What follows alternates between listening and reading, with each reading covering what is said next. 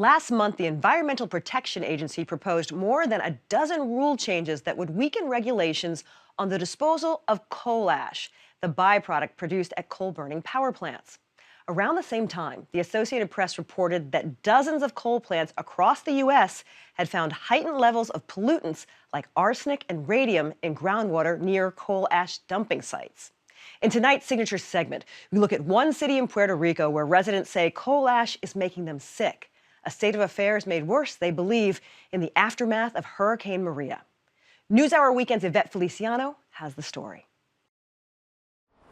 The city of Guayama sits near Puerto Rico's southeast coast. Half its population of more than 20,000 lives below the poverty line. Like most of Puerto Rico, the city was hit hard by Hurricane Maria last fall. It's still trying to recover. But the people here have problems beyond poverty and storm damage. The next house, the man died of cancer.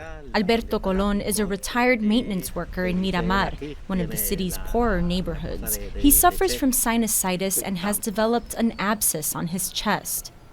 Down the street from his house, a truck pulls away from a home where it has delivered medical supplies.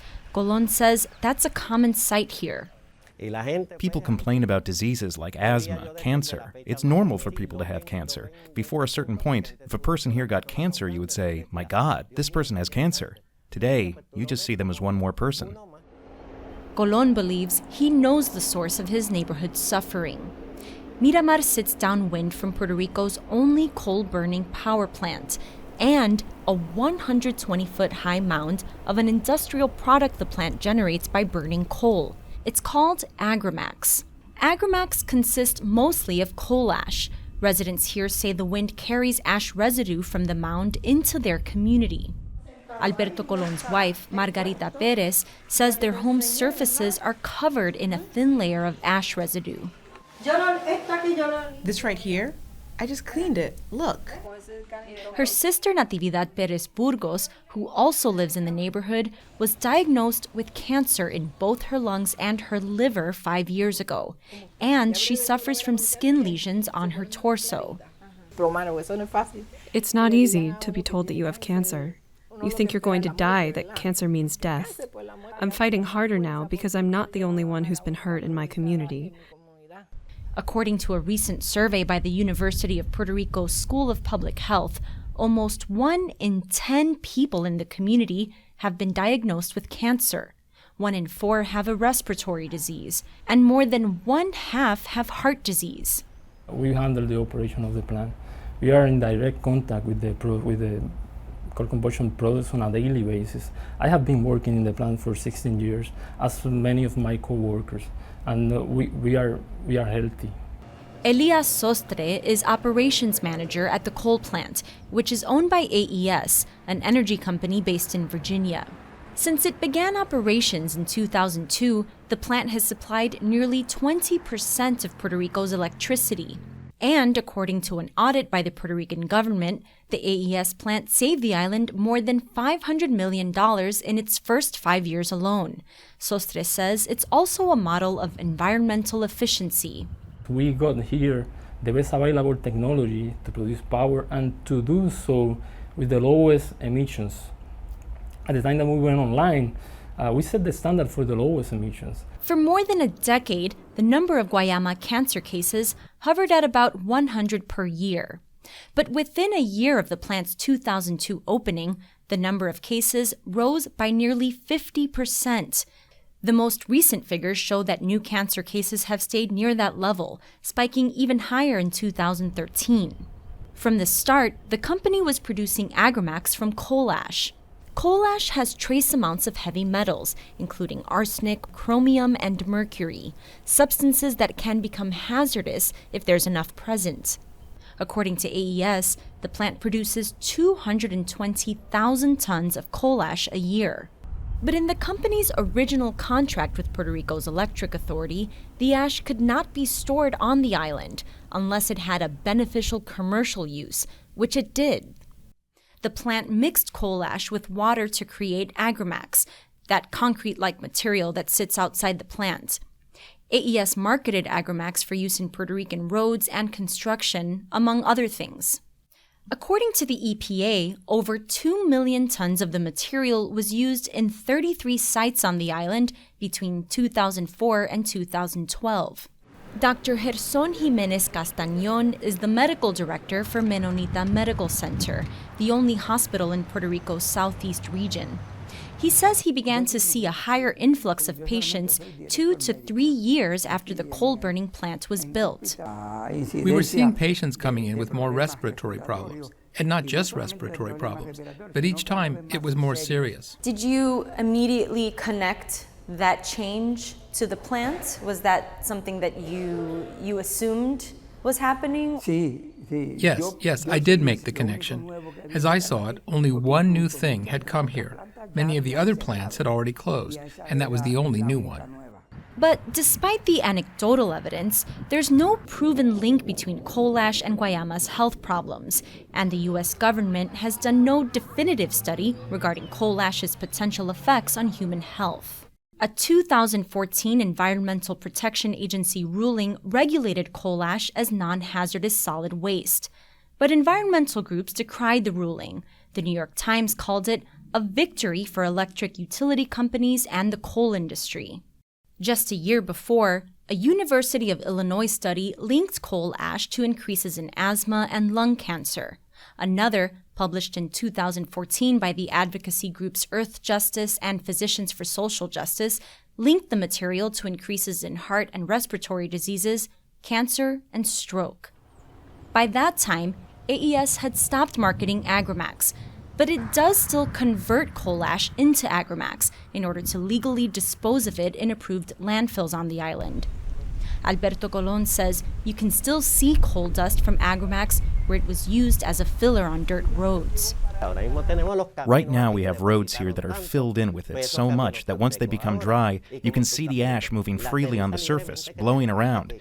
That same ash is going from the road into the air, and it will eventually go into the water where it will contaminate the aquifer.